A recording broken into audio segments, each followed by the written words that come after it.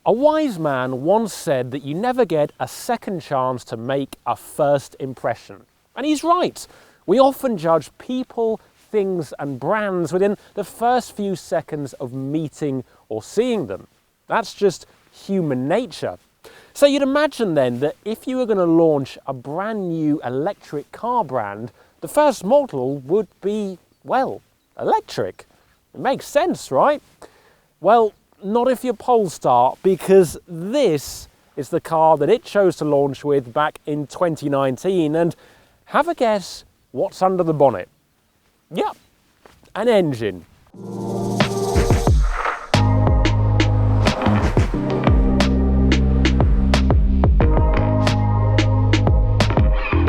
Of course, alongside the Polestar 1's 2-litre turbocharged and supercharged petrol engine, there is a brace of powerful electric motors on the rear axle and an ISG.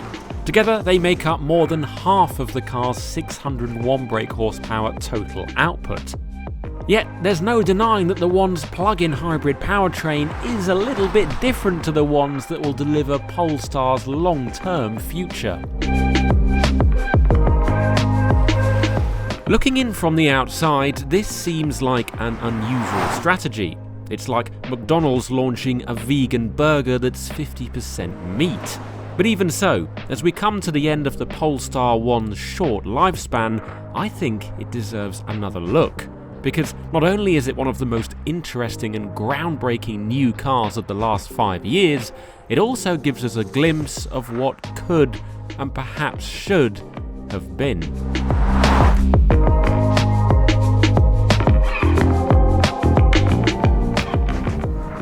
This car, this Polestar 1, costs £140,000, and that's a lot of money in anyone's book. You could get a brand new all-electric Porsche Taycan Turbo S for that. And you could also get a Porsche Taycan Turbo S in 11 years' time, when the Polestar 1 and every other plug-in hybrid will be banned from sale in the UK. But what you can't do with a Taycan Turbo S is run out of juice precisely 2 miles away from the only electric car charger for miles around, because you will be completely The Polestar 1, however, gives you options. Owing to its 78-mile EV range, most buyers can live the electric car dream for 99% of their journeys. And on the odd occasion you do want to drive 400 miles in a day, the Polestar still has your back. But let's just rewind a second. A 78-mile pure electric range, that's almost the same real-world range as you get out of a Honda E. No other plug-in hybrid lets you go further on electric power than this thing. And the sad thing is that not many people have even heard of it. Look at it this way. There's enough going on under the skin of this car to power 2 different cars. And naturally, when you combine those 2 power sources by putting it into power mode, well, things get a little bit blurry. Ooh, speedy Fev. The Polestar name comes from a racing team that builds super touring cars, and I reckon they'd approve of this. There's no doubt it's a big car at 2.3 tons, but it still does 0 to 62 miles an hour in 4.2 seconds. And then when you push beyond that, there's 738 pounds-foot of torque to play with. That's 150 more than an Audi RS6. 150 more! And because the Polestar 1's rear wheels each have their own electric motor, fully variable torque vectoring comes naturally. This, combined with the Öhlins dual-flow valve dampers, means that, like any big modern GT, the Polestar 1 doesn't embarrass itself when driven like its racing car namesake.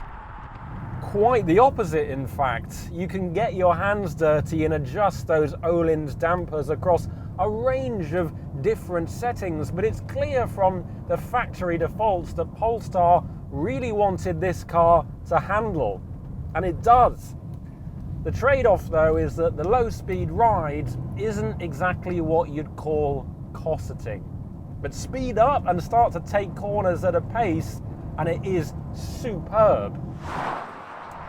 You know, I like adaptive dampers and the flexibility that they offer with just a flick of a switch, but on a car that's otherwise dripping with technology, there's something quite pure about just having one damper setting. You know exactly where you stand. So, it's fast in a straight line, fast in the corners, and it doesn't even need a half-hour battery top-up at the motorway services. That means you'll probably end up getting to where you were going much quicker than expected. And this is good, as it means you'll have time to sit and admire the finer points about the One's appearance.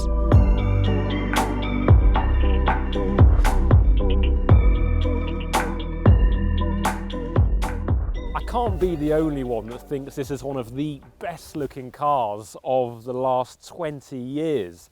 It just gets so much attention when you're driving it down a normal road, and a lot of that is from video game fans who recognise it from the cover, of course, of Need for Speed Heat. The car itself is based on the Volvo Coupe concept, which in turn was based on the Volvo P1800, and you can tell that because it's got the proportions with the big long bonnet and the short stubby rear end, and it just works so well.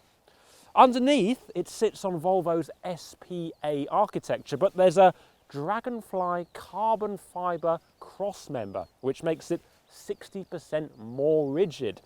The body panels, as it says on the side, are made of carbon fibre reinforced polymer, which has been used a lot more in modern cars, and it basically means that they are a lot lighter than they would be with conventional materials. So this is 230 kilograms lighter, and also because the steel structure is lower down in the car, that means the centre of gravity comes down as well. And I just love the details on this car. You've got the gold Akebono brake calipers, you've got these frameless, very compact door mirrors, those big haunches like you got on the P1800, and then come round to the boot, have a look at this.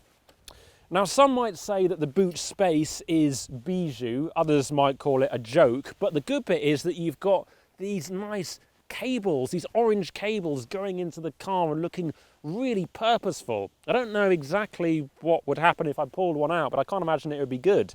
It just looks so cyberpunk in there. I wish more electric cars did this sort of thing. It's the same story in the cabin.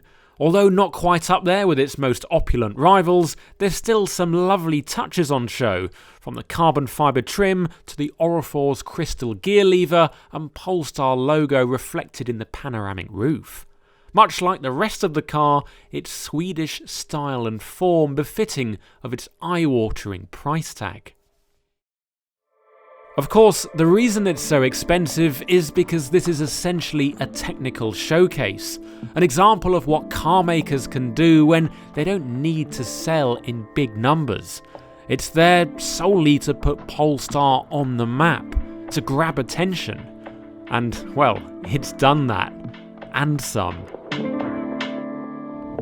And while Polestar has given us a tantalising look at an almost guilt-free Grand Tourer, I can't help but feel a bit disappointed that this type of car doesn't have a long-term future.